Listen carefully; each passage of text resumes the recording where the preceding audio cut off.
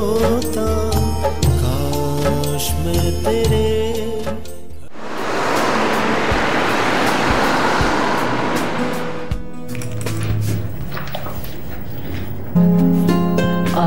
Excuse me please. जी वो मुझे अजान साहब से मिलना है। जी वो तो अभी तक नहीं आए, बस आने वाले होंगे। अगर आपको उनसे मिलना है तो आप उनके रूम में बैठ के वेट कर सकते हैं। आप वो सामने है रूम? जी उस तरफ। चलिए थैंक यू।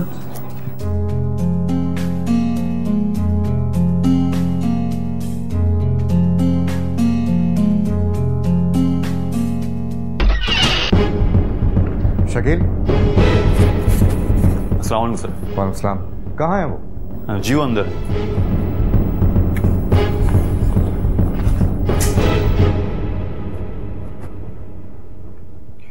आप अजान साहब से मिलना चाहती हैं? जी बिल्कुल। आप कौन? क्या मैं आपसे पूछ सकता हूँ कि आपने अपने काम के लिए हमारी फर्म को क्यों चुना? क्योंकि मुझसे बहुत सारे लोगों ने ये कहा था कि तुम्हारे इस काम के लिए इस फर्म से बेहतर और कोई जगह हो ही नहीं सकती। ये आप क्या कह रही हैं? बिल्कुल ठीक कह रही हूँ। मैंने आपकी और आपकी इस फर्म के बारे में बहुत सारी इन्फॉर्मेशंस ली हैं। मतलब आपने जो कुछ भी सुना खुद अस्यूम कर लिया और मान लिया मिसेस? आप मिसेस नहीं, मैं मिस हूँ अभी तक। उम्र देखो और इरादे देखो, वाकई कयामत की निशानी। और वाकई आप शादीशुदा नहीं है।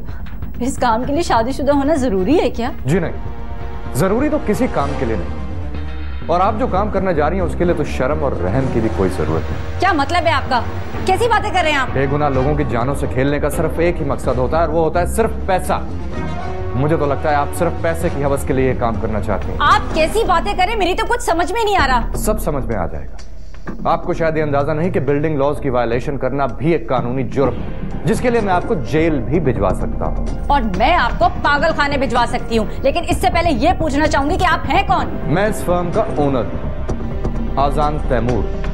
और आपकी तारीफ? नवीन आर्किटेक्ट। समझ आया आपको? आर्किटेक्ट? जी हाँ। उम्र और शक्ल से शायद ना लगती हूँ, लेकिन हरगिज वो नहीं जो आप समझ रहे हैं। मुझे जावेद साहब ने भेजा था आपसे मिलने के लिए।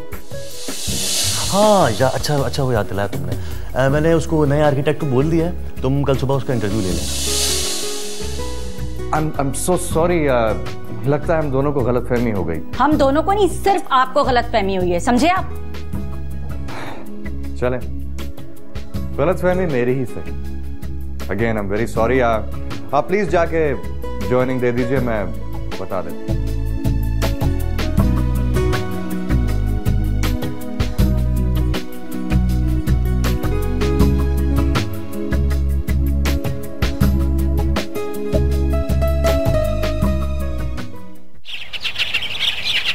हाँ बेबी, घर पसंद आया कि नहीं? भाई अगर नहीं आया हो तो देख ले, कोई और घर देख लेते। वाओ पापा, इट्स ब्रिलियंट। मुझे तो उम्मीद नहीं थी कि यहाँ पर ऐसे घर भी होते हैं। हाँ, यहाँ सब कुछ होता है, वो कुछ होता है जो वहाँ नहीं होता। वो क्या पापा? अच्छा इस बहस में मत पड़ो, ये बताओ कि घर ओके फाइनल है ना? ओके है पापा, ओके है।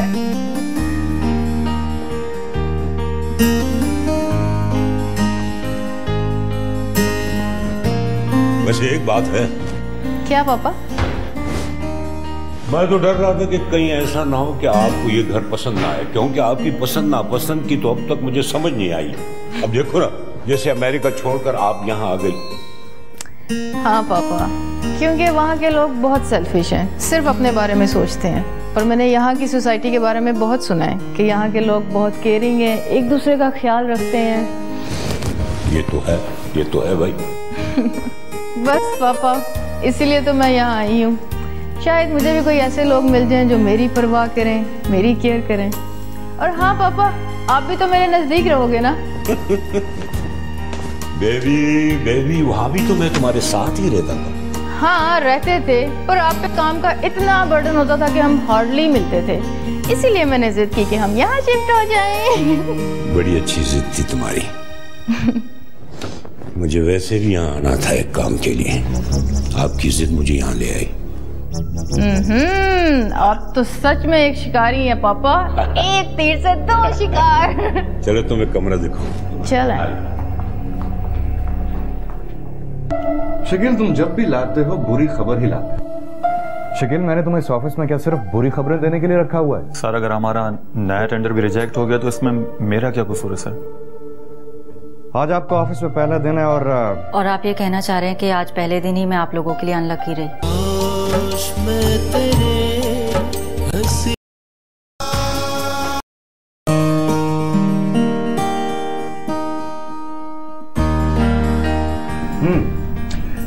तो आप पेंटिंग भी करती हैं? ये पेंटिंग नहीं है, रेजिडेंशियल कॉम्प्लेक्स का डिजाइन है। वैसे अगर मेरे एंगल से देखें तो पेंटिंग ही लग रही है, और वैसे भी ये 2-3 लाइनें बेतरतीब हैं।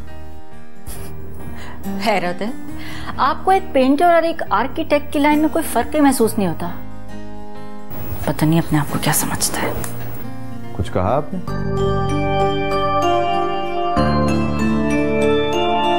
मैंने नहीं तो, बल्कि मैं तो ये सोच रही हूँ कि मैंने सिविल ड्राफ्टिंग को ही क्यों चूज किया।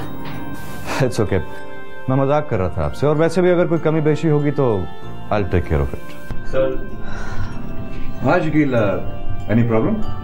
प्रॉब्लम तो वहाँ होती है सर जहाँ काम हो, और हमारे यहाँ तो हर काम हमारे हाथ से निकला जाता है। शकील, तुम जब भी लाते हो बुरी खबर ही लाते हो। शकील, मैंने तुम्हें इस ऑफिस में क्या सिर्फ बुरी खबरें देने के लिए रखा हुआ है? सर अगर हमारा नया टेंडर भी रिजेक्ट हो गया तो इसमें मेरा क्या कसूर है सर?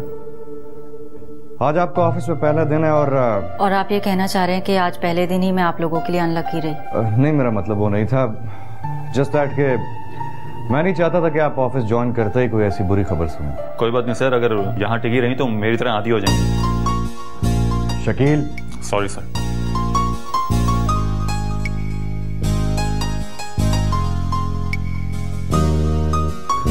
ये हरकत किसकी हो सकती है?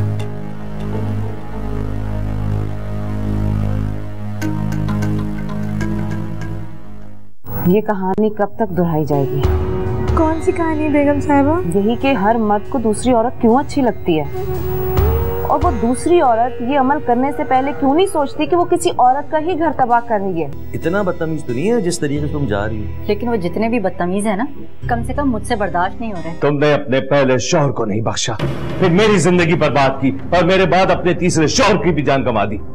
तुम औरत नहीं, नाखन हो नाखन। काश मैं तेरे